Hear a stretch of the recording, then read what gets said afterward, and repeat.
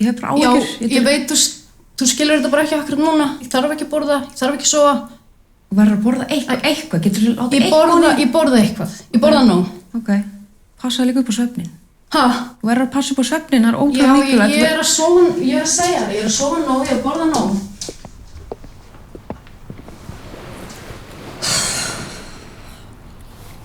Er það eitthvað sem ég get gert?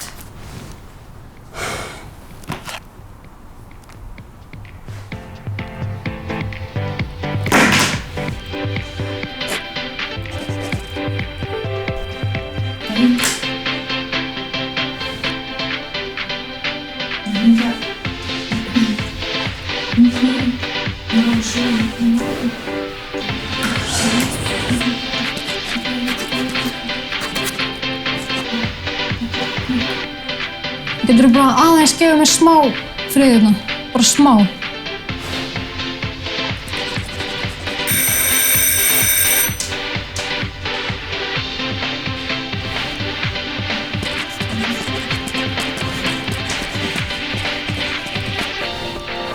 Sæl Katrín. Gunnur heiti ég. Ég fengi að tala aðeins við þig.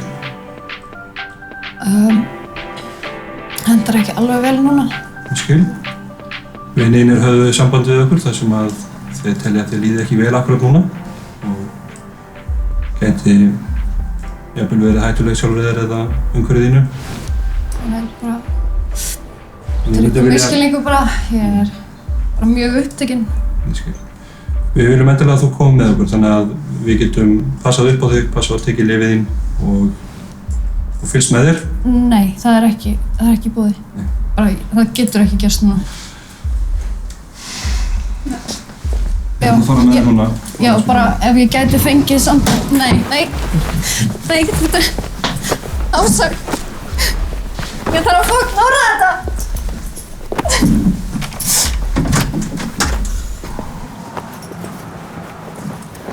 Hvað? Er þetta á ykkar vegum? Af hverju verið að taka mig upp hérna? Hvaðan?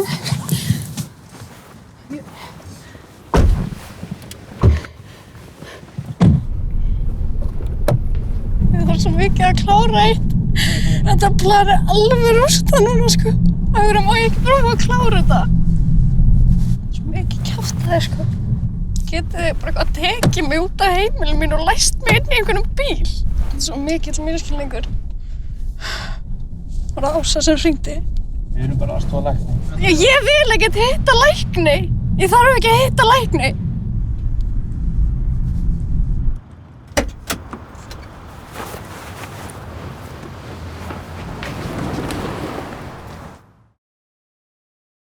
Jæja, vina mín, ég kom með lyfin handa þér. Gjörðu svo vel. Ég vil ekki taka þessi lyf. Ljúktu svo bara af.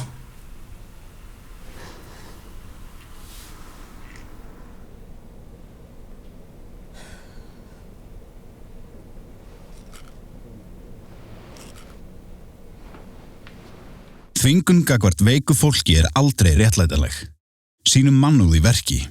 Geðhjálp.